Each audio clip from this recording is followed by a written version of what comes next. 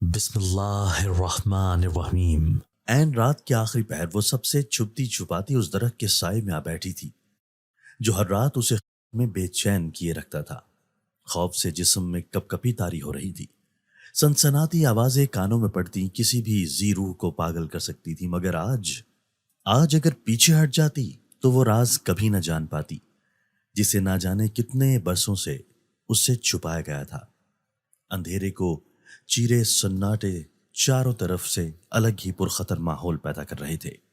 کوئی نہیں سوچ سکتا تھا کہ راتوں کی سیاہی کسی کے لیے کس قدر چمکدار ثابت ہو سکتی تھی۔ اندھیروں میں چھپے راز افشاں ہونے کو تھے۔ آج اس کی 40ویں شب تھی، اسی درخت کے نیچے جہاں اس کی قسمت کا فیصلہ لکھا جانا تھا۔ ایک ہی شب میں کسی کی کایا پلٹ کیسے ہو سکتی ہے؟ ناممکن سی بات تھی، مگر ان اوجھل باتوں کے پیچھے چھپے خوفناک راز سے واقفیت رکھنا اب بے حد ضروری ہو گیا تھا۔ زندگی تنگ پڑنے لگی تھی۔ جو سب کچھ اس کے ساتھ ہو رہا تھا وہ ناقابل یقین تھا۔ کسی کو بتاتی تو پاگل کہلاتی، سے وہ جوان 16 سالہ لڑکی بربادی کے دہانے پر آن کھڑی ہوئی۔ کوئی نہیں جانتا تھا۔ میرا نام وجیہہ ہے، میرا تعلق سید گھرانے سے ہے اور ہم لوگ بہاولپور کے قریب ایک چھوٹے سے علاقے میں رہتے تھے۔ میری امی نے بچپن سے ہی مجھے بہت ساری چیزیں سکھائی ہوئی تھی کہ کس طرح سے ہمیں ان لوگوں کے درمیان رہنا ہے، کیونکہ ہم لوگ سید تھے اور میری امی مجھے یہی بتایا کرتی تھی کہ میں ایک سید زادی ہوں اور ایسے میں باقی لڑکیوں سے تھوڑی سی مختلف ہوں اور میری زندگی بھی ان سے تھوڑی الگ ہوگی۔ میں بلا ضرورت کبھی بھی گھر سے باہر نہیں نکلی تھی، یہاں تک کہ کبھی ضرورت بھی پیش آتی تو میں گھر سے باہر نہیں جاتی تھی۔ گھر کے کام کاج میری ذمہ داری تھی، جبکہ باہر کے کام کاج کے لیے میری اماں خود جایا کرتی تھیں۔ میری بہت ساری خواہشات تھیں جن کو میں نے اپنے دل میں ہی چھپا کر رکھا تھا، کیونکہ ہمارے گھر میں ان سب کی اجازت نہیں تھی۔ نہ تو بہت زیادہ تیار ہونے کی اجازت تھی، نہ ہی بلا ضرورت کہیں جانے کی اجازت تھی، اور نہ ہی کسی سے زیادہ بات چیت کرنے کی اجازت ہمیں دی جاتی تھی۔ میری امی مجھے بچپن سے ہی یہ سب کچھ سکھاتی آ رہی تھی کہ کس طرح اپنے گھر تک محدود رہنا ہے۔ گھر ہمارا اپنا تھا، لیکن زیادہ بڑا نہیں تھا، مگر 3 لوگوں کے لیے زیادہ چھوٹا بھی نہیں تھا۔ ہم لوگ گھر میں 3 ہی لوگ تھے، میں، اماں اور ابا۔ ہم تینوں کے علاوہ اور کوئی بھی ہمارے گھر میں موجود نہیں ہوتا تھا۔ میں ایک ہی بہن تھی، نہ کوئی بہن بھائی تھا اور نہ ہی کوئی رشتہ دار ہمارے گھر آتا جاتا تھا۔ امی کا کہنا ہوتا تھا کہ سارے رشتہ دار دور دراز رہتے ہیں، اسی لیے کسی کا بھی یہاں زیادہ آنا جانا نہیں ہوتا۔ میں نے تو بچپن سے ہی دیکھا تھا کہ کبھی ہمارے گھر کوئی نہیں آیا اور نہ ہی ہم لوگ کسی کے گھر جاتے تھے، لیکن محلے کی عورتیں ہمارے گھر آتی رہتی تھیں، کیونکہ میری امی بہت ہی نیک اور پرہیزگار خاتون تھیں۔ عورتیں اپنے مسئلے مسائل لے کر ان کے پاس آتی تھیں۔ کچھ عورتیں ان سے دم وغیرہ کروانے اور تعویذ لینے بھی آیا کرتی تھیں، اور میری امی جہاں تک ممکن ہوتا تھا ان کی مدد کیا کرتی تھیں۔ انہی ساری چیزوں سے ہمارے گھر کا خرچہ چلتا تھا اور عورتیں اپنا کام ہو جانے کی خوشی میں کچھ نہ کچھ اپنی مرضی سے ہمیں دے جایا کرتی تھیں۔ میری اماں نے کبھی بھی کسی سے پیسے نہیں مانگے تھے، سبھی لوگ اپنی خوشی سے دے جایا کرتے تھے۔ کوئی لوگ کھانے پینے کا سامان دے جاتے اور کچھ لوگ پیسے دے کر جایا کرتے تھے، اور انہی پیسوں سے اور انہی چیزوں سے ہمارا گزارا ہو جاتا تھا کہ میرے ابو کوئی کام نہیں کرتے تھے۔ میں نے بچپن سے ہی انہیں چارپائی پر دیکھا تھا۔ امی کا کہنا تھا کہ انہیں ایک ایسی بیماری ہو گئی ہے جس کی وجہ سے نہ وہ چل پھر سکتے ہیں اور نہ ہی بول سکتے ہیں۔ وہ صرف اشاروں میں باتیں کرتے تھے اور چارپائی پر لیٹے رہتے، چارپائی سے اٹھ بھی نہیں سکتے تھے۔ اور اب جبکہ میں 15 سال کی ہو گئی تھی، لیکن ابھی تک میرے بابا بالکل ویسے کے ویسے تھے۔ ان کی طبیعت میں ذرا بھی سدھار نہیں آیا تھا، بلکہ مجھے تو ایسا لگتا تھا کہ دن گزرنے کے ساتھ ساتھ ان کی طبیعت مزید خراب سے خراب تر ہوتی جا رہی تھی۔ میں جو یہ سوچتی تھی کہ وقت گزرنے کے ساتھ ان کی بیماری ختم ہو جائے گی، وہ بالکل ٹھیک ہو جائیں گے، میں ان سے باتیں کروں گی اور میں ان کے ساتھ گھر سے باہر جایا کروں گی، لیکن ایسا کچھ نہیں ہوا تھا۔ میں نے کبھی بھی اپنے ابا کی آواز نہیں سنی تھی۔ بچپن سے ہی میں نے انہیں اسی طرح دیکھا تھا۔ میں ان سے باتیں کرنا چاہتی تھی، میں چاہتی تھی کہ وہ مجھے اپنے ساتھ لے کر باہر جایا کریں، کیونکہ ایسے میری اماں مجھے اکیلے گھر سے باہر جانے کی اجازت نہیں دیتی تھی۔ لیکن اب تو مجھے ایسا لگتا تھا کہ یہ خواہش میرے دل میں ہی رہ جائے گی اور کبھی بھی پوری نہیں ہوگی۔ میں کام کاج کر کے جب بھی فارغ ہوتی تو ابا کے پاس آ کر بیٹھ جاتی اور اشاروں میں مجھ سے بہت ساری باتیں کرتے تھے۔ جن میں سے کچھ باتیں مجھے سمجھ آتی تھیں لیکن کچھ باتیں مجھے بالکل سمجھ نہ آتی۔ اماں مجھے ابا کے پاس زیادہ بیٹھنے نہیں دیتی تھیں، وہ مجھے دوسرے کاموں میں الجھائے رکھتیں۔ ان کا یہی کہنا ہوتا تھا کہ وہ خود ابا کا خیال رکھ لیں گی، جبکہ میں باقی گھر کی دیکھ بھال کروں، اور مجھے اماں کی یہ بات کافی حیران کرتی تھی کہ وہ مجھے ابا کے پاس نہ تو اکیلا بیٹھنے دیتی تھی اور نہ ہی زیادہ وقت ان کے پاس گزارنے دیتی تھی۔ لیکن ابا کی باتوں سے اور ان کے اشاروں سے مجھے ایسا لگتا تھا کہ جیسے وہ مجھ سے کوئی بات کرنا چاہتے ہیں اور مجھے اپنے پاس روکنے کی کوشش کرتے تھے، مگر اماں مجھے وہاں سے بھیج دیتی اور اماں کی بات مانتے ہوئے میں خاموشی سے کمرے سے نکل جاتی اور گھر کے کاموں میں لگ جاتی۔ پڑھائی میں نے جو بھی کی تھی وہ اپنے گھر میں ہی کی تھی۔ قرآن پاک میں نے محلے کی ایک نیک بی بی نامی خاتون سے پڑھا تھا۔ میں گھر سے باہر نہیں نکل سکتی تھی۔ کبھی کبھار میرا گھر سے نکلنے کا بہت دل کرتا تھا، لیکن میں اپنے دل پر پتھر رکھ لیتی تھی۔ جس طرح میں نے اپنی ہر خواہش کو مار دیا تھا، اسی طرح سے اس خواہش کو بھی میں نے اپنے دل میں ہی دفن کر دیا۔ اور اگر کبھی بہت ضرورت کے تحت مجھے اماں کے ساتھ گھر سے باہر جانا بھی پڑتا تو میں پردے کے بغیر کبھی نہیں نکلی تھی۔ مجھے کبھی بھی اپنا یہ گھر اور یہ پردہ کرنا قید نہیں لگا تھا، لیکن کبھی کبھار میرا گھر سے باہر نکلنے کو دل کرتا تھا، کیونکہ گھر میں سارا دن اکیلے رہ رہ کر میں تنگ آ جاتی تھی۔ ایسے میں میرا جی چاہتا تھا کہ میں محلے میں کسی کے گھر جاؤں، اپنی سہیلیوں سے ملوں، ان سے بات چیت کروں۔ وہ بھی کبھی کبھار گھر کا چکر لگا لیتی تھی، لیکن اماں کو یہ بھی زیادہ پسند نہیں تھا کہ میں سہیلیوں میں زیادہ اٹھوں بیٹھوں یا پھر ان سے بات چیت کروں، کیونکہ ان کو ایسا لگتا تھا کہ آج کل کی لڑکیاں ہی اپنے ساتھ دوسری لڑکیوں کا دماغ خراب کر دیتی ہیں، اور اماں نہیں چاہتی تھی کہ مجھے دنیا والوں کی ہوا لگے۔ ایک مرتبہ اسی طرح میری سہیلی مقدس گھر پر آئی ہوئی تھی۔ وہ میرے ساتھ نیک بی بی کے گھر میں قرآن پڑھا کرتی تھی، تبھی سے وہ میری بہت اچھی اور پکی سہیلی بن گئی تھی۔ کبھی کبھار مجھ سے ملنے کے لیے گھر آ جاتی تھی۔ اس دن بھی وہ گھر پر آئی ہوئی تھی، جب ہم لوگ باتیں کر رہے تھے اور کسی بات پر زور زور سے ہنس رہے تھے۔ بس وہ دن تھا اور آج کا دن تھا کہ اماں نے میری سہیلیوں سے ملنا جلنا ختم کر دیا۔ ان کا کہنا تھا کہ لڑکیوں کو اس طرح اونچے کہہ کے نہیں لگانے چاہیے، اور میں اپنی سہیلیوں کے ساتھ بیٹھ کر یہ سب کچھ کرتی ہوں، جو کہ انہیں بالکل بھی پسند نہیں تھا۔ اسی لیے انہوں نے ان سب کو گھر آنے سے منع کر دیا۔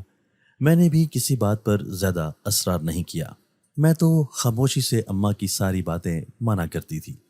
زندگی اسی طرح سے گزر رہی تھی۔ میری امی کو محلے میں بہت ہی نیک اور اچھی خاتون سمجھا جاتا تھا، اور وہ تھی بھی۔ میری امی بہت ہی پرہیزگار تھی، انہوں نے کبھی بھی کوئی ایسا کام نہیں کیا تھا جو کہ غلط ہوتا۔ وہ 5 وقت کی نماز پابندی سے ادا کرتی تھی اور گھر سے باہر جاتے ہوئے بھی پردہ کیا کرتی تھی۔ نہ تو کبھی غیر محرم ہمارے گھر آیا تھا اور نہ ہی اماں نے کبھی کسی سے نرم لہجے میں بات کی تھی۔ جو بھی اپنے مسئلے مسائل لے کر ہمارے گھر آتے وہ ساری عورتیں ہوا کر دیتی تھیں۔ ہمارے گھر عورتوں کو آنے کی اجازت تھی۔ آج تک کوئی بھی مرد ہمارے گھر نہیں آیا تھا۔ جس وقت میرے ابا ٹھیک تھے اس وقت تو ان سے ملنے کے لیے آتے ہوں گے، لیکن جب سے میں نے ہوش سنبھالا تھا تو میرے ابا بستر پر ہی تھے، اور تب سے کبھی بھی ہمارے گھر میں کوئی بھی مرد نہیں آیا تھا۔ سبھی لوگ اس بات کی تعریف کرتے تھے کہ شوہر کی بیماری کے باوجود بھی اماں ان کے ساتھ گزارا کر رہی ہیں، اور انہوں نے کس طرح اپنے گھر کو اور اپنی بیٹی کو سنبھالا تھا اور اس کی پرورش کی۔ میں روزانہ ابا کے لیے دعا کیا کرتی تھی کہ وہ جلد از جلد صحت یاب ہو جائیں۔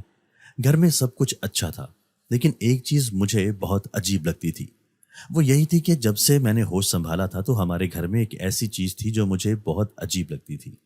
وہ یہی تھی کہ ہر مہینے اماوس کی رات کو میری اماں گھر سے نکلا کرتی تھی اور ایک کالے رنگ کا چوغا پہن کر رات کے اندھیرے میں گھر سے نکلتی تھی، اور جاتے ہوئے مجھے ہماری چھت پر بنے کمرے میں سونے کا کہتی، جبکہ میں اس کمرے میں بالکل نہیں سونا چاہتی تھی۔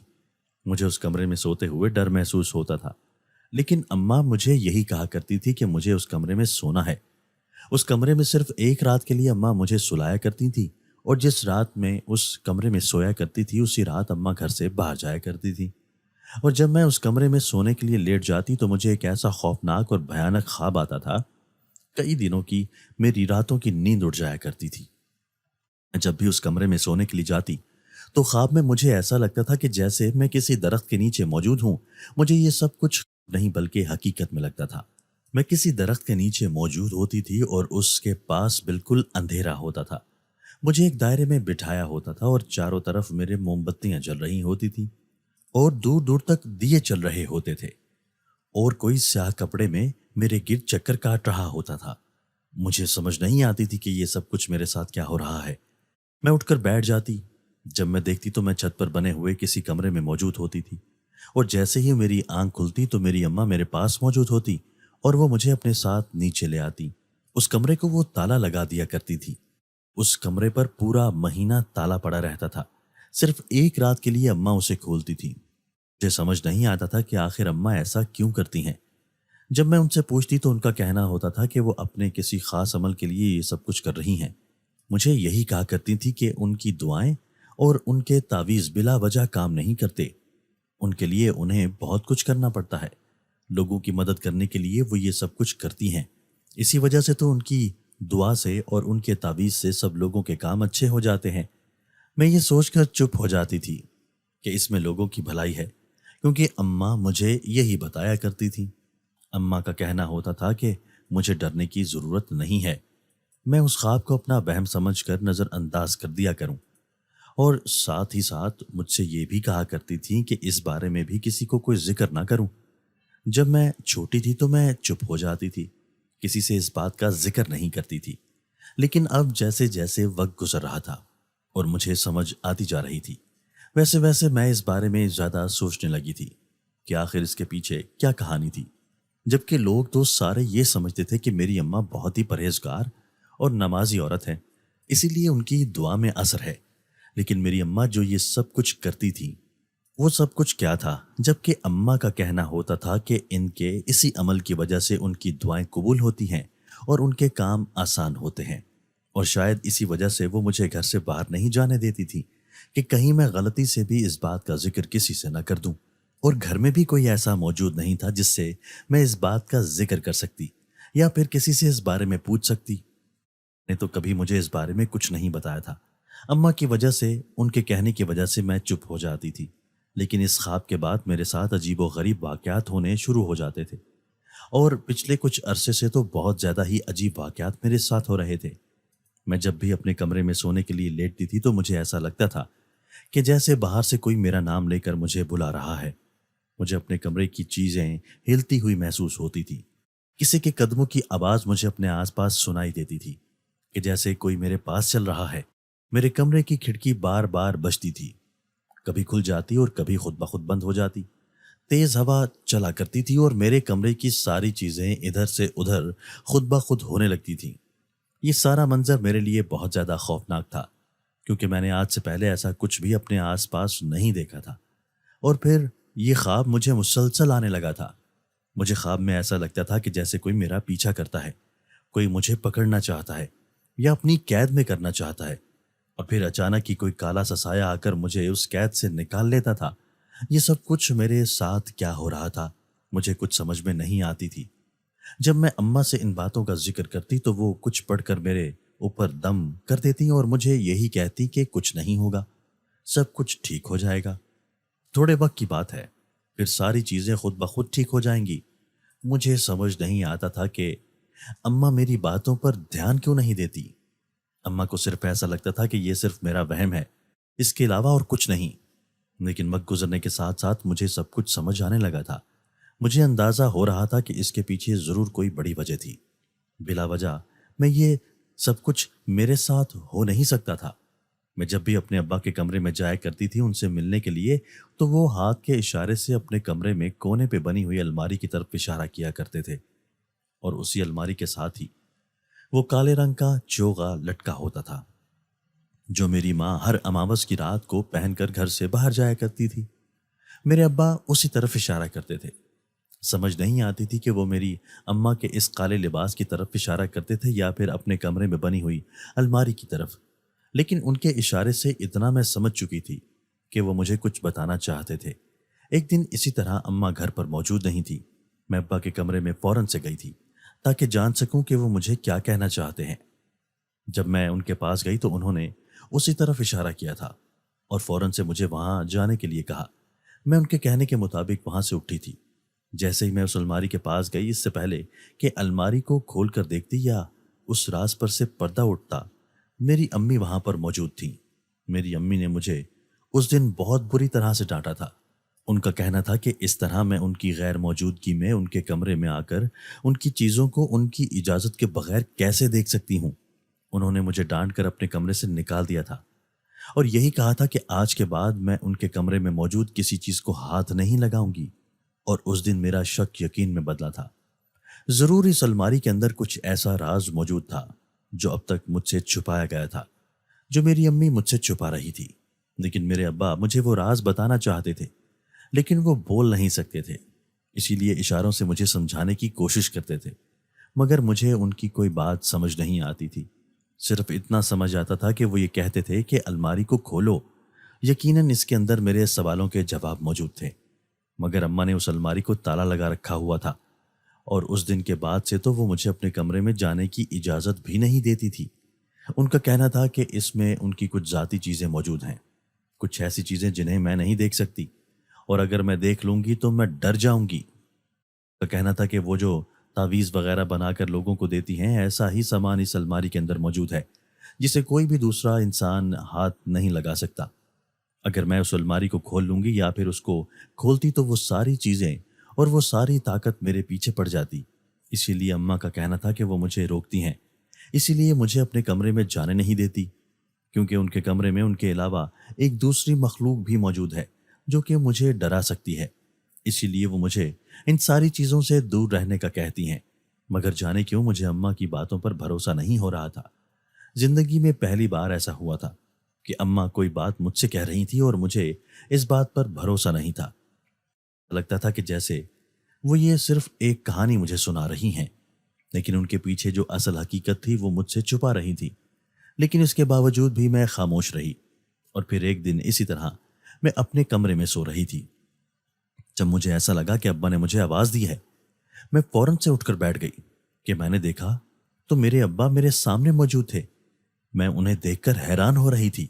میرے ابا تو اپنی چارپائی سے اٹھ بھی نہیں سکتے تھے۔ میں نے ان کی بات کا جواب دیا، لیکن انہوں نے مجھ سے کوئی بات نہ کی اور پلٹ کر واپس جانے لگے۔ جب میں انہیں آواز دیتی ان کے پیچھے جانے لگی تو میرے ابا میرے آگے آگے چلتے جا رہے تھے۔ میرے ابا سیڑھیوں سے چلتے ہوئے چھت پر جانے لگے، میں بھی ان کے پیچھے پیچھے چل پڑی تھی، اور چھت پر جا کر دیکھا تو وہاں پر کوئی بھی موجود نہیں تھا۔ اچانک سے مجھے شور کی آواز سنائی دی۔ جب میں نے دیکھا تو چھت پر بنا ہوا وہی کمرہ جہاں پر اماں ہر اماوس کی رات مجھے سونے کے لیے بھیجتی تھیں، اس کا دروازہ اندر سے زور زور سے بج رہا تھا، ایسے جیسے کوئی اندر موجود ہو اور دروازہ کھولنے کے لیے کہہ رہا ہو۔ لیکن یہ دیکھ کر تو میرے پیروں کے نیچے سے زمین نکل گئی تھی کہ اس دروازے پر تالا پڑا ہوا تھا۔ ایسے میں اس کے اندر کسی کی موجود ہونے کا سوال ہی پیدا نہیں ہوتا تھا۔ میری اماں تو اس کمرے کو تالا لگا کر رکھتی تھی۔ میں ڈرتے ہوئے اس کمرے کے قریب گئی تھی۔ جیسے ہی میں اس کے قریب گئی تو وہ ساری آوازیں آنا بند ہو گئیں، اور پیچھے اچانک سے میرے کان کے قریب کسی نے آ کر میرا نام لیا تھا، لیکن وہاں پر دور دور تک کوئی بھی نہیں تھا۔ میں فوراً چھت سے نیچے بھاگ گئی تھی اور اپنے کمرے میں آ گئی، اور جب میں نے اپنے کمرے میں آ کر دیکھا تو میرے کمرے کا سارا سامان نیچے ٹوٹا پڑا بکھرا ہوا تھا۔ ایسے لگتا تھا جیسے کسی نے سارا غصہ میرے کمرے پر اتار دیا ہے۔ میں جب بھی سونے کے لیے لیٹتی تھی تو مجھے ایسا لگتا تھا کہ کوئی میرے کمرے میں موجود ہے، کوئی مجھے دیکھ رہا ہے۔ اور اب تو ایسا ہونے لگا تھا کہ جب بھی میں اماوس کی رات کو اس کمرے سے باہر نکلتی تھی تو مجھے ایسا لگتا تھا کہ جیسے میرے جسم میں جان موجود نہیں ہے۔ ایسے لگتا تھا جیسے پوری رات میں نے کوئی بہت محنت والا کام کیا ہے، اور کچھ اس خواب کا خوف ہوتا تھا کہ میں کئی کئی دنوں تک بخار میں پڑی رہتی۔ اب تو مجھے ایسا لگنے لگا تھا کہ یہ ساری چیزیں میری جان لے لیں گی۔ دن بدن میری حالت خراب سے خراب تر ہوتی جا رہی تھی۔ مجھے ایسا لگتا تھا کہ میں بہت جلد مرنے والی ہوں۔ میری صحت جو پہلے بہت اچھی ہوا کرتی تھی، اب آہستہ آہستہ میری صحت کم ہوتی جا رہی تھی۔ لیکن اماں کو ان ساری چیزوں کی بالکل بھی پرواہ نہیں تھی۔ سمجھ نہیں آتا تھا کہ آخر وہ کس کام کو پورا کرنے میں لگی ہوئی تھی کہ انہوں نے اپنی بیٹی کو بھی نظر انداز کر دیا تھا۔ وہ نہ تو میری کوئی بات سنتی اور نہ ہی میری کسی بات پر دھیان دیتی تھی۔ تو اس بات کا بھی اندازہ نہیں تھا کہ ان ساری چیزوں کی وجہ سے ان کی بیٹی کی زندگی پر کتنا برا اثر پڑ رہا تھا۔ اور پھر میں نے خود ہی اس مسئلے کو حل کرنے کے بارے میں سوچا۔ میں نے سوچ لیا تھا کہ مجھے کیا کرنا ہے۔ میں اتنا تو جان گئی تھی کہ ان ساری چیزوں کا راز ایک چیز کے ساتھ جڑا ہوا ہے، اور وہ تھا میری ماں۔ میری ماں کا ہر اماوس کی رات کو گھر سے باہر نکلنا، اس کے پیچھے کوئی بہت بڑی وجہ تھی، اور اب مجھے کسی بھی طرح ان کا پیچھا کرنا تھا اور اس راز کو جاننا تھا کہ آخر وہ کیا کرنے والی تھی۔ کچھ دنوں کے انتظار کے بعد آخرکار اماوس کی وہ رات آ ہی گئی تھی۔ ماں نے مجھے سونے کے لیے اسی کمرے میں بھیج دیا اور خود وہ کالے رنگ کا چوغا پہن کر گھر سے باہر نکل گئی۔ ان کے سامنے تو میں اس کمرے میں سونے کے لیے چلی گئی تھی، لیکن تھوڑی ہی دیر کے بعد مجھے عجیب و غریب آوازیں سنائی دینے لگی تھی، ایسے جیسے کوئی مجھے اپنے پاس بلا رہا ہے۔ میں اپنی ماں کا پیچھا کرتے ہوئے گھر سے باہر نکلی تھی، لیکن تھوڑا ہی آگے جا کر مجھے اپنی ماں کہیں دکھائی نہیں دی۔ وہ کہاں چلی گئی تھی مجھے کچھ پتا نہیں تھا۔ ایسا لگتا تھا جیسے میں راستہ بھٹک گئی ہوں، نہ مجھے آگے جانے کا کچھ پتا تھا اور نہ ہی پیچھے جانے کا۔ اچانک سے دور سے مجھے آواز سنائی دینے لگی۔ وہ آواز بہت خوفناک تھی، لیکن کوئی میرا نام بلا رہا تھا، جیسے کوئی مجھے اپنے پاس مدد کے لیے بلا رہا ہے۔ راستے کی مجھے ویسے بھی سمجھ نہیں آ رہی تھی، اس لیے میں نے اس آواز کا پیچھا کرنا شروع کر دیا، اور جہاں سے وہ آواز آ رہی تھی میں نے اسی سمت میں جانا شروع کر دیا۔ اسی طرح سب سے چھپتے چھپاتے میں ایک درخت کے نیچے پہنچ گئی۔ وہاں آ کر وہ آوازیں ختم ہو گئی تھیں، لیکن حیرت کی بات تو یہ تھی کہ یہاں پر کوئی بھی موجود نہیں تھا۔ جب میں نے آس پاس دیکھا اور اس درخت کو دیکھا تو اچانک ہی مجھے سب کچھ یاد آ گیا تھا۔ یہ تو وہی درخت تھا جو اکثر میرے خواب میں آیا کرتا تھا، یہ تو وہی جگہ تھی جو میں اپنے خواب میں دیکھتی تھی۔ میں یہاں کیسے پہنچ گئی تھی؟ اس بات کا اندازہ مجھے نہیں تھا۔ کوئی تھا جو مجھے یہاں تک لانا چاہتا تھا، اور وہ مجھے یہاں تک لانے میں کامیاب ہو گیا تھا۔ ہر طرف اندھیرا تھا، سنسان اور ویران جگہ تھی، دور دور تک کسی انسان کا نام و نشان بھی نہیں تھا۔ آس پاس سے عجیب و غریب قسم کی خوفناک آوازیں سنائی دے رہی تھیں، جو کسی بھی انسان کو خوف میں مبتلا کرنے کے لیے کافی تھی۔ لیکن میرا یہاں پر اس وقت موجود ہونا بہت ضروری تھا، کیونکہ میرے ہر سوال کا جواب مجھے یہیں سے مل سکتا تھا۔ کوئی نہیں جانتا تھا کہ ایک 16 سالہ لڑکی کس طرح بربادی کے دہانے پر آن کھڑی ہو گئی تھی، اور اس کا حل نکالنے کے لیے ضروری تھا کہ مجھے اس کے پیچھے کی وجہ معلوم ہوتی کہ آخر یہ سب کچھ میرے ساتھ کیوں ہو رہا تھا۔ آخر کار میں اس جگہ پر تو پہنچ ہی گئی تھی جو میرے خواب میں مجھے دکھائی دیتی تھی۔ آخر اس جگہ سے میرا ایسا کیا تعلق تھا؟ میں خوف سے اس جگہ کو دیکھ رہی تھی، لیکن وہاں پر کچھ بھی ایسا نہیں تھا جس سے مجھے میرے سوالوں کا جواب مل سکے۔ پھر میں نے گھر آنے میں ہی اپنی بہتری سمجھی۔ مجھے اس جگہ پر جاتے ہوئے اب 40 دن ہو گئے تھے۔ روزانہ ہی ان آوازوں کا پیچھا کرتے ہوئے نہ جانے کیسے اس درخت کے پاس پہنچ جاتی تھی، اور آج مجھے یہاں آتے ہوئے 40 دن ہو گئے تھے۔ جب پہلے دن میں اس جگہ سے اپنے گھر واپس جا رہی تھی تو راستے میں مجھے ایک بوڑھی عورت ملی تھی جس نے سفید رنگ کا لباس پہنا ہوا تھا۔ اس کے ہاتھ میں ایک چھڑی تھی جس کے سہارے سے وہ چل رہی تھی۔ مجھے دیکھ کر اس نے یہی کہا تھا کہ مجھے 40 دن تک یہاں پر آنا ہوگا، اور ٹھیک 40 دن کے بعد جب میں یہاں پر آؤں گی تو مجھے میرے سوالوں کے جواب مل جائیں گے۔ اس عورت کا کہنا تھا کہ اسی رات میری قسمت کا فیصلہ ہو جائے گا، لیکن تب تک مجھے کسی کو بھی بتائے بغیر روزانہ اس جگہ پر پابندی سے آنا ہوگا۔ وہ عورت کون تھی اور میرے بارے میں کیسے جانتی تھی؟ اسے کیسے معلوم تھا کہ میں اس جگہ ہو کر آ رہی ہوں؟ میں نے اس کی بات سن لی تھی، لیکن اس سے پہلے کہ میں اس سے کچھ بھی پوچھتی وہ عورت میری آنکھوں کے سامنے سے غائب ہو گئی اور مجھے کہیں دکھائی نہ دی۔ اس کے بعد سے میں نے روزانہ ہی اس درخت کے پاس جانا شروع کر دیا تھا، جبکہ گھر میں اس بات کا علم کسی کو نہیں تھا۔ اس عورت کا کہنا تھا کہ مجھے یہ سب کچھ اپنی ماں سے چھپ کر کرنا ہوگا، اور میں ویسا ہی کرتی آ رہی تھی۔ میں نے یہ سب کچھ اپنی ماں سے چھپ کر کیا تھا، اور آج مجھے اس درخت کے نیچے آتے ہوئے ٹھیک 40 دن مکمل ہو گئے تھے۔ میرا دل بری طرح سے دھڑک رہا تھا کہ آج میری قسمت کا فیصلہ ہونے والا تھا۔ جانے میرے ساتھ یہاں پر کیا ہونے والا تھا، اور ساتھ یہ سوچ کر بھی مجھے ڈر محسوس ہو رہا تھا کہ آج مجھے میرے سوالوں کے جواب ملنے والے تھے۔ مجھے یہاں آئے ہوئے تھوڑی ہی دیر گزری تھی جب مجھے درخت کے پیچھے سے ایک تیز روشنی دکھائی دی۔ میرا نام بلا رہا تھا اور مجھے وہاں پر بلا رہا تھا۔ اپنا نام سن کر میں فوراً اس جگہ پہنچی تھی۔ جب میں نے دیکھا تو وہاں پر کوئی سایہ موجود تھا۔ کسی نے کالے رنگ کے کپڑے پہنے ہوئے تھے، لیکن اس کا چہرہ مجھے دکھائی نہیں دے رہا تھا۔ چہرہ دوسری طرف تھا۔ کوئی تیز تیز مجھے کچھ کہنے کی کوشش کر رہا تھا۔ میں بڑے غور سے اس کی باتیں سننے لگی اور سمجھنے کی کوشش کر رہی تھی۔ جو کوئی بھی تھا مجھے یہی کہہ رہا تھا کہ اگر تو مجھے اپنی جان بچانی ہے تو مجھے اس بات کو دھیان سے سننا ہوگا۔ اس کا کہنا تھا کہ یہاں سے فوراً جاتے ہی میں اپنی ماں کے کمرے میں جاؤں اور جس الماری کی طرف میرے ابا اشارہ کرتے تھے اس کو کھولوں۔ اس الماری کے اندر نیلے رنگ کی انگوٹھی ہوگی اسے میں اپنی انگلی میں پہن لوں، وہ انگوٹھی میری حفاظت کرے گی اور آنے والے خطرات سے مجھے بچا لے گی۔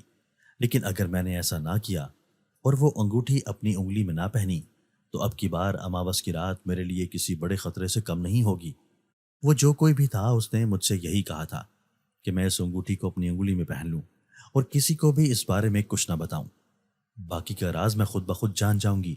اتنا کہہ کر وہ جو کوئی بھی تھا میری آنکھوں کے سامنے سے غائب ہو گیا، اس طرح جیسے وہاں پر کبھی کوئی موجود ہی نہیں تھا۔ میں حیرت سے اپنے آس پاس دیکھ رہی تھی کہ وہ جو کوئی بھی تھا کہاں چلا گیا۔ اچانک سے وہ روشنی بھی ختم ہو گئی تھی اور میں واپس اپنے گھر چلی آئی۔ اگلے ہی دن میری اماں کو کام سے کہیں گھر سے باہر جانا تھا۔ میں فوراً ان کے کمرے میں پہنچی تھی اور ابا سے میں نے یہی کہا تھا کہ مجھے ان کی بات سمجھ آ گئی ہے۔ آج مجھے ابا کی بات سمجھ آئی تھی۔ اس کا مطلب یہ تھا کہ میرے ابا بھی اس کہانی کے پیچھے کے راز کو اچھی طرح سے جانتے تھے اور اسی لیے وہ بھی اس الماری کی طرف اشارہ کرتے تھے۔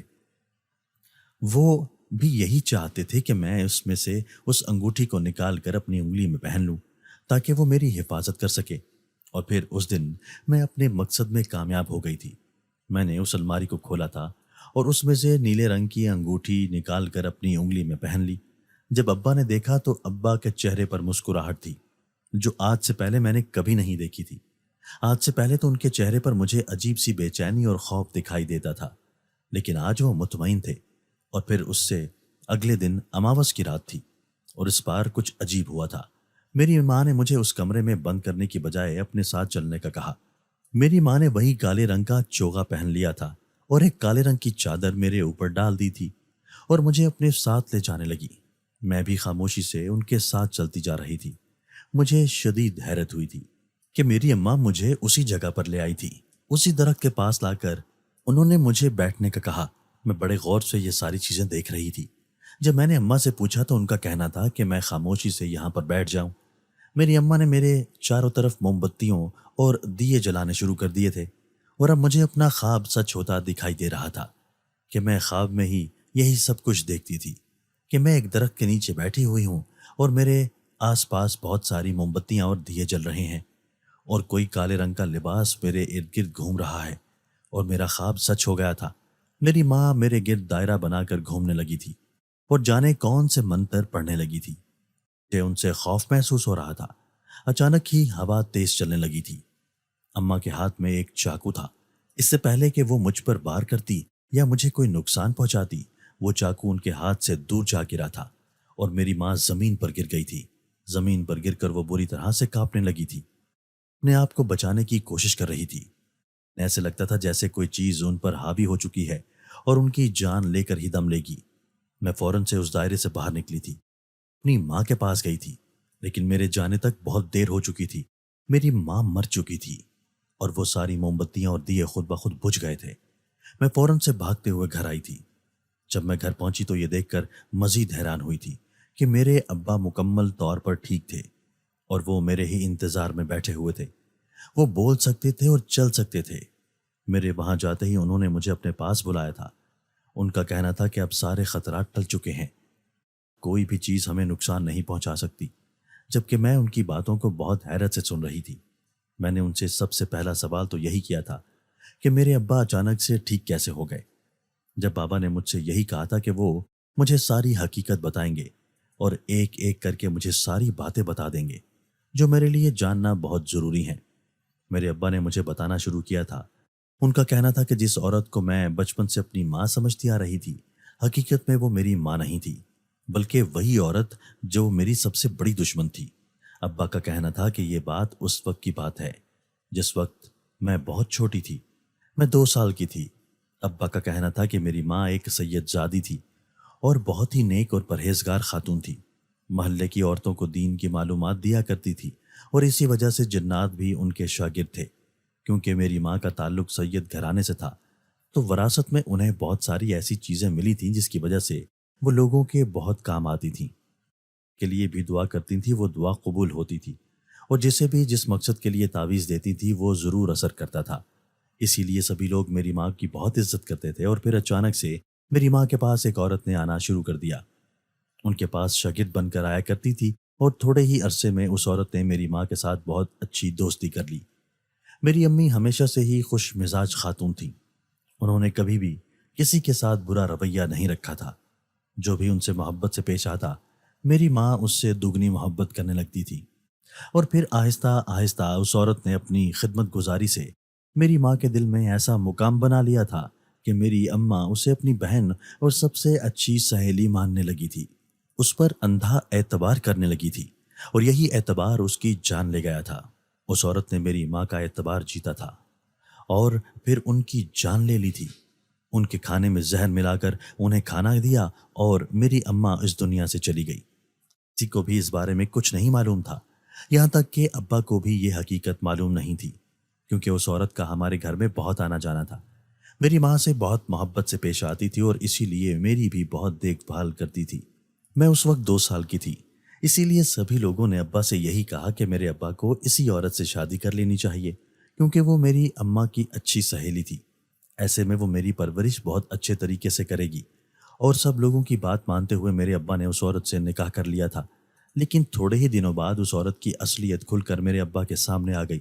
جب ایک رات وہ عورت مجھے ایک دائرے میں لٹا کر میرے اوپر کوئی عمل کر رہی تھی تو میرے ابا نے اسے دیکھ لیا۔ میرے ابا نے اسے روکنے کی کوشش کی تو اس کا کہنا تھا کہ اس نے تو میری ماں کو بھی اپنے راستے سے ہٹانے کے لیے اس کی جان لی تھی، ایسے میں وہ کسی کو بھی اپنے راستے میں نہیں آنے دے گی۔ عورت نے میرے ابا پر ایسا جادو کیا تھا کہ وہ چارپائی سے لگ گئے تھے، نہ تو وہ بول سکتے تھے اور نہ ہی کہیں جا سکتے تھے، کیونکہ میری ماں ایک سید ذاتی تھی اور جنات ان کے شاگرد تھے۔ اسی لیے جس وقت میں اس دنیا میں آئی تھی اسی وقت ایک جنزادے کے بیٹے سے میرا نکاح ہو گیا تھا، اور اس وقت میری اماں نے میری انگلی میں نیلے رنگ کی وہ انگوٹھی پہنا دی تھی۔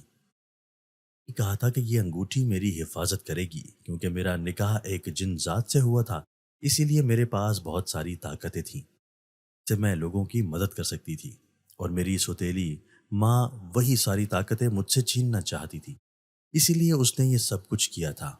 وہ جادوگرنی تھی اور اپنا ایک ایسا مقام بنانا چاہتی تھی کہ سب لوگ اس کے پاس مدد کے لیے آئیں اور اس کے غلام بن کر رہیں۔ اسی لیے وہ میری طاقت مجھ سے چھیننا چاہتی تھی، اور اس وقت میرے ابا کو اس نے اپنے جادو سے بولنے کے، چلنے پھرنے کے قابل نہیں چھوڑا تھا، تو اس نے میری انگلی سے وہ انگوٹھی نکال کر اپنی الماری میں رکھ دی تھی، کیونکہ وہ انگوٹھی میری حفاظت کرتی تھی۔ اور اس کے بعد سے میری سوتیلی ماں نے میرے اوپر عمل کرنا شروع کر دیا۔ وہ ہر اماوس کی رات کو اس درخت کے پاس جا کر ایک ایسا عمل کرتی تھی جس سے میری ساری طاقتیں اسے مل جاتی تھیں۔ اسی وجہ سے میں دن بدن اپنے آپ کو کمزور محسوس کرتی تھی۔ جیسے ہی میں 16 سال کی ہوئی تھی تو وہ میری جان لینا چاہتی تھی۔ وہ مجھے مار کر ہمیشہ کے لیے سب کچھ اپنے قبضے میں کرنا چاہتی تھی۔ ابا کا کہنا تھا کہ وہ جنزاد بھی میری مدد اس وقت تک نہیں کر سکتا تھا جب تک وہ انگوٹھی میری انگلی میں موجود نہ ہوتی۔ اسی لیے میرے ابا جب بھی میں ان کے پاس جاتی تو وہ الماری کی طرف اشارہ کرتے تھے۔ وہ مجھے یہی کہنا چاہتے تھے کہ میں اس انگوٹھی کو اپنی انگلی میں پہن لوں تاکہ وہ میری حفاظت کر سکے، لیکن کبھی بھی وہ مجھے یہ بات بتا نہیں پائے تھے، اور اسی لیے میں اپنی ماں کی سازشوں کا شکار ہوتی رہی تھی۔ مجھے وہ خواب اسی لیے آیا کرتا تھا کہ وہ جنزات مجھے یہی بتانے کی کوشش کرتا تھا کہ وہ انگوٹھی میرے ہاتھ میں ہونی بہت ضروری تھی، لیکن میں نے کبھی بھی اس بات پر زیادہ دھیان نہیں دیا تھا۔ اور پھر جب بھی اس درخت کے پاس گئی تھی تو اسی جنزات نے مجھے وہ انگوٹھی انگلی میں پہننے کا کہا تھا، کیونکہ وہ گھر میں میرے سامنے نہیں آ سکتا تھا۔ میری ماں نے ایسا جادو کیا تھا کہ وہ میرے پاس نہیں آ سکتا تھا، اسی لیے اس نے مجھے اس درخت کے پاس بلایا تھا اور مجھے یہی کہا تھا کہ میں وہ انگوٹھی اپنی انگلی میں پہن لوں۔ اور پھر جب میں نے وہ انگوٹھی اپنی انگلی میں پہن لی تھی، اسی وجہ سے میری ماں کا عمل کامیاب نہیں ہوا تھا، ورنہ تو وہ اس رات مجھے ختم کر دیتی، لیکن اسی انگوٹھی نے میری حفاظت کی تھی۔ وہ جنزات میری سوتیلی ماں کو اس وقت تک نہیں مار سکتا تھا جب تک وہ انگوٹھی اس کے قبضے میں تھی، اور جیسے ہی میں نے وہ انگوٹھی نکال کر اپنی انگلی میں پہن لی تھی تو ایسے میں وہ جنزادہ میری سوتیلی ماں کو مار سکتا تھا۔ اور پھر اس رات، جس رات میری ماں مجھے مارنا چاہتی تھی، اس جنزادے نے میری ماں کو مار دیا تھا اور مجھے اس عورت کے شر سے بچا لیا تھا۔ وہ جو جادو کے ذریعے سے میری جان لینا چاہتی تھی، سب کچھ چھیننا چاہتی تھی، میں اس کے جادو سے محفوظ ہو گئی تھی اور سب کچھ ختم ہو گیا تھا۔ اس عورت کے مرنے کے ساتھ ہی اس کا سارا جادو ختم ہو گیا تھا، اور اسی وجہ سے میرے ابا مکمل طور پر ٹھیک ہو گئے تھے۔ ابا کا کہنا تھا کہ وہ ہمیشہ سے میری ماں سے حسد کرتی تھی۔ وہ ہمیشہ سے یہی چاہتی تھی کہ لوگ اس کے پاس مدد کے لیے آئیں، اس کے آگے ہاتھ پھیلائیں اور وہ لوگوں پر اپنی حکومت اور اپنی مرضی چلانا چاہتی تھی، اس لیے اس نے یہ سب کچھ کیا تھا۔ لیکن میری ماں اس کے ارادوں کو سمجھ نہیں پائی تھی، اسی لیے اس کی سازش کا شکار ہو گئی۔ لیکن ابا کا کہنا تھا کہ وہ مجھے اس کی سازشوں کا شکار نہیں ہونے دینا چاہتے تھے، لیکن وہ چاہ کر بھی میرے لیے کچھ نہیں کر سکتے تھے۔ اور آج مجھے یہ بات سمجھ آئی تھی کہ کچھ لوگوں کو ہم بہت اچھا سمجھتے ہیں، لیکن حقیقت کھلتے ہی وہ لوگ کچھ اور ہی معلوم ہوتے ہیں۔ جس عورت کو میں بچپن سے اپنی ماں سمجھتی آئی تھی، ماں کا درجہ دیتی آئی تھی، آج معلوم ہوا تھا کہ وہی عورت میری ماں کی قاتل تھی اور مجھے بھی مارنا چاہتی تھی۔ لیکن وہ اپنے انجام کو پہنچ چکی تھی۔ ہر بری چیز کا انجام برا ہوتا ہے۔ اس عورت نے میرے ساتھ، میری ماں کے ساتھ اور میرے ابا کے ساتھ برا کیا تھا، اور اسے اس کے کیے کی سزا مل گئی تھی۔ وہ جو دوسروں کی جان لیتی آ رہی تھی، اپنی جان سے ہاتھ دھو بیٹھی تھی، جبکہ میں محفوظ رہی تھی، اور اب سارا جادو ہمارے گھر سے ختم ہو گیا تھا۔ ابا کا کہنا تھا کیونکہ میرا رشتہ بچپن سے ہی ایک جن ذات کے ساتھ ہے، یہ میری ماں نے طے کیا تھا اور میری ماں کی خواہش تھی، اسی لیے ابا کا کہنا تھا کہ وہ مجھے رخصت کرنا چاہتے ہیں، اس سے پہلے کہ کوئی اور میرا فائدہ اٹھائے اور کوئی اور میری زندگی کے ساتھ کھیلے۔ مجھے بھی ابا کے کسی فیصلے پر کوئی اعتراض نہیں تھا۔ میں جانتی تھی کہ وہ جو کچھ بھی کر رہے ہیں سوچ سمجھ کر کر رہے ہیں۔ ابا کا کہنا تھا کہ وہ مجھے میری اصل جگہ پر پہنچانا چاہتے ہیں، جہاں پر میں مکمل طور پر محفوظ رہوں گی اور مجھے کوئی بھی نقصان نہیں پہنچا پائے گا۔ میں نے ان کی مرضی کے مطابق ہاں کر دی تھی۔ مجھے اگر ایک چیز کی خوشی تھی کہ بری ساری چیزیں میری زندگی سے نکل گئی تھیں، وہیں پر مجھے اس بات کا بھی دکھ تھا کہ میں اپنی ماں کو دیکھ نہیں پائی تھی۔ میں اپنی ماں کو دیکھنا چاہتی تھی، میں اپنی سگی ماں سے ملنا چاہتی تھی، لیکن ایسا ممکن نہیں تھا۔ وہ تو مجھے چھوڑ کر بہت پہلے ہی اس دنیا سے چلی گئی تھی۔ عورت کو میں اپنی ماں سمجھتی رہی تھی، وہ میری دشمن نکلی۔ کس طرح سے اس نے مجھے بچپن سے لے کر اب تک دھوکے میں رکھا تھا، اور میں اس دھوکے سے نکل ہی نہیں پائی تھی، اس کی حقیقت کو جان ہی نہیں پائی تھی۔ مگر اب سب کچھ کھل کر میرے سامنے آ چکا تھا، ساری کہانیاں کھل کر سامنے آ گئی تھیں، اور سارے رازوں پر سے پردہ اٹھ چکا تھا۔ اب کوئی بھی ایسی چیز باقی نہیں رہی تھی، اور نہ ہی کوئی ایسا راز باقی تھا کہ جس پر سے پردہ نہ اٹھا ہوتا۔ ساری حقیقت سب کے سامنے تھی، اور پھر میرے ابا نے مجھے رخصت کر دیا۔ میں رخصت ہو کر ایک حویلی میں آ گئی تھی۔ حویلی بہت بڑی اور خوبصورت تھی۔ یہ جنات کی حویلی تھی، اور آج سے یہی میرا گھر تھا۔ مجھے یہیں پر رہنا تھا۔ میرا شوہر، جس سے میں نے پہلی بار دیکھا تھا، وہ دیکھنے میں بہت ہی خوبصورت تھا، اور پہلی نظر میں ہی مجھے اس سے محبت ہو گئی تھی، جبکہ اس کا کہنا تھا کہ وہ تو مجھ سے بچپن سے ہی محبت کرتا ہے۔ وہ مجھ سے بہت محبت کرتا تھا اور میرا بہت خیال رکھتا تھا۔ میں اپنی زندگی میں بہت خوش تھی، جبکہ وہ انگوٹھی ابھی بھی میرے ہاتھ میں موجود تھی۔ میرے شوہر کا کہنا تھا کہ میں اس انگوٹھی کو کبھی بھی اپنی انگلی سے نہ نکالوں، یہ میری حفاظت کرتی تھی۔ میں ابا سے ملنے کے لیے چلی جایا کرتی تھی اور مل کر واپس آ جاتی، اور اب میری زندگی میں خوشیاں ہی خوشیاں تھیں۔ وہ سارے خوفناک واقعات ختم ہو چکے تھے، اور میری زندگی میں سکون تھا۔ میرے ابا مجھے خوش دیکھ کر وہ بھی بے حد خوش تھے۔ ابا کا کہنا تھا کہ انہوں نے اپنے ماضی میں غلط فیصلہ لیا تھا، انہیں کبھی بھی دوسری شادی نہیں کرنی چاہیے تھی، لیکن انہوں نے میری بھلائی کے لیے سب کچھ کیا تھا، لیکن میری بھلائی ہی میرے لیے برائی بن گئی تھی۔ لیکن برا وقت بھی کچھ وقت کا ہوتا ہے، اور پھر وقت گزرنے کے ساتھ برا وقت بھی گزر ہی جاتا ہے، اور ہر انسان کے حصے کی خوشیاں اسے ضرور ملتی ہیں۔ دوستو، اگر آپ کو آج کی ہماری یہ ویڈیو پسند آئی ہے تو اسے لائک کیجئے اور اسے اپنے پیاروں کے ساتھ شیئر ضرور کیجئے گا۔ اور ہاں، اگر آپ نے ابھی تک ہمارا چینل سبسکرائب نہیں کیا تو ہمارا چینل سبسکرائب کر دیجئے اور بیل آئیکن بھی پریس کر دیجئے، تاکہ ہماری ہر نئی آنے والی ویڈیو آپ کو بر وقت مل سکے۔ اللہ حافظ۔